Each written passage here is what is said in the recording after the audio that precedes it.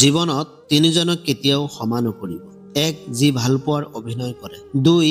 যি বন্ধুত্বৰ সুযোগ লৈ প্ৰতাৰণা কৰে। 3. যি বিশ্বাসক মৰ্যাদা নিদিয়ে। নিজ ভালেই জগত ভাল এই কথা সম্পূৰ্ণ মিছা। আপুনি যিমানেই সহজ সৰল হ'ব, মানুহে আপোনাক সিমানেই ঠগিব। ভৰসা সেইজনকহে কৰক যি আপোনাৰ তিনিটা কথা বুজি পায়। 1. হাঁহিটোৰ মাজত লুকাই থকা কষ্ট। 2. খঙৰ মাজত সোমাই থকা ভাল পোৱা। 3. মৌন হৈ থকাৰ কাৰণ। জীৱনত তিনিটা কথা সদায় মনত ৰাখিব। 1. যি আপোনাক সহায় কৰে তেওঁক কেতিয়াও পাহৰি নাযাব। 2. যি আপোনাক ভাল পায় তেওঁক কেতিয়াও ঘৃণা নকৰিব। 3. যি আপোনাক বিশ্বাস কৰে তেওঁক কেতিয়াও প্ৰতাৰণা নকৰিব।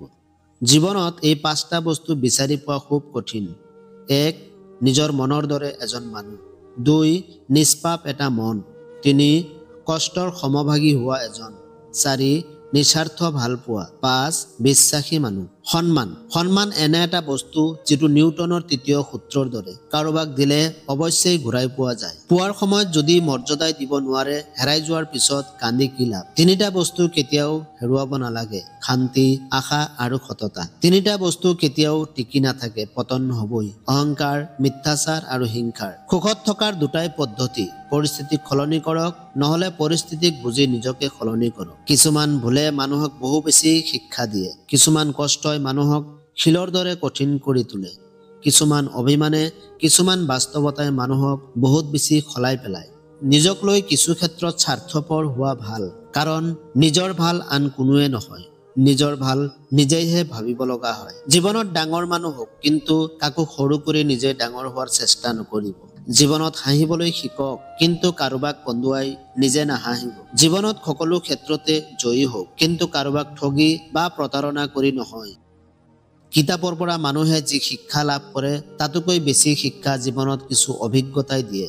কাৰোবাৰ ওপৰত খং কৰি থকা মানেই হ'ল নিজেই বিষ খাই আনৰ মৃত্যু আশা কৰা। খং কৰিলে নিজৰেই ক্ষতি। এইটো বাস্তৱ, এইটো সত্য যে যাৰ মন ভাল হয় তেওঁৰ কপাল বেয়া হয়। যি বেয়া ব্যৱহাৰ আপুনি আজি আন কাৰোবাক কৰিছে, 5 বছৰ পিছত হলেও সেই একেই ব্যৱহাৰ আপোনাৰ ওচৰলৈ ঘূৰি আহিবই। এই পৃথিৱীৰ সকলোতকৈ সুলভ বস্তু হৈছে পৰামৰ্শ।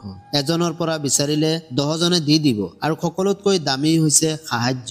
10জনৰ পৰা বিচাৰিলে হয়তো এজনৰ পৰা লাভ কৰিব। সুখত থকাটোৱেই জীৱনৰ সাৰ্থকতা নহয়, কাৰোবাক সুখত ৰাখিব পৰাটোৱেই হ'ল জীৱনৰ প্ৰকৃত সাৰ্থকতা। মানুহে আনৰ দুখ দেখিলে বিচাৰপতি হৈ পৰে, আৰু নিজৰ দুখ ঢকাৰ স্বাৰ্থত উকিল হৈ পৰে। এই পৃথিৱীত সকলো স্বাৰ্থপৰ।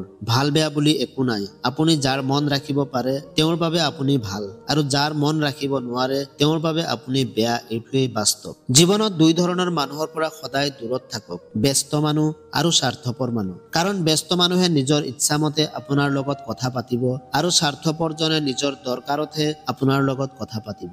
যদি আপুনি দুখীয়া হয়, আপোনাক নিজৰ আপোন বা আত্মীয় সকলেও একাষৰীয়া কৰিব। কিন্তু যদি আপুনি ধনী হয়, তেন্তে আপোনাৰ দূৰ সম্পৰ্কীয় সকলেও আপোনাৰ সদায় খবৰ ৰাখিব। ল'ৰা যদি বংশৰ প্ৰদীপ, ছোৱালী সেই প্ৰদীপৰ পোহৰ। পোহৰ অবিহনে এটা চাকি কেতিয়াও জ্বলিব নোৱাৰে। প্ৰদীপ আৰু পোহৰ দুয়োটাই ইটোৱে সিটোৰ ওপৰত নিৰ্ভৰশীল। সেইবাবে দুয়োটাই প্ৰয়োজন। ল'ৰা বা ছোৱালী সমান।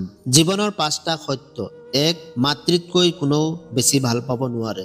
2. দুখীয়াৰ কোনো বন্ধু হ'ব নিবিচাৰে। 3. সন্মান তেওঁহে পায় যাৰ টকা আছে। 4. মানুহে মন দেখি নহয়, সুন্দৰ চেহেৰা চাই ভাল পোৱা দিয়ে। 5. যিজন নিজৰ হয় সেইজনেহে কষ্ট দিয়ে। যেতিয়া হৃদয় আৰু মগজুৰ মাজত সংঘাত হয়, তেতিয়া আপুনি হৃদয়খনক গ্ৰহণ কৰক। কাৰণ এজন হৃদয়বান মানুহে এজন বুদ্ধিমান মানুহতকৈ বহুত ভাল। বুদ্ধিমান মানুহে বুদ্ধিৰে ভাল কামো কৰিব পাৰে, বেয়া কামো কৰিব পাৰে, কিন্তু হৃদয়বানজনে সদায় ভাল কামহে কৰে। জীৱনত যদি আপুনি সুখী হ'ব বিচাৰে, সফল হ'ব বিচাৰে, এই কেইটা কথা আগত ৰাখি প্ৰতি ক্ষেত্ৰত খোজ দিয়ক। আপুনি নিশ্চয় সফল হ'ব, আপুনি নিশ্চয় সুখত থাকিব পাৰিব।